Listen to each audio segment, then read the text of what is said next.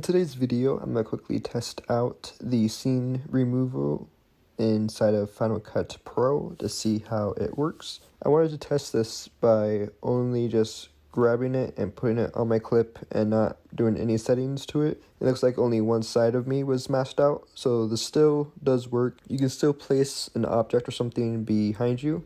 If you hold down Option and drag your clip above it, it will make two copies, so that way you can have one that's masked and then one that's not. You can now place the object in the middle, and now you can see it goes behind you. So again, I wanted to test this by only just grabbing the scene removal mask and putting it on my clip and not doing anything else to it. I went ahead and just quickly keyframed the logo to go behind me. Looks like it does work for placing objects behind you. That's it for this video. Please consider commenting, liking, and subscribing as it helps this channel to grow, and thank you so much for watching.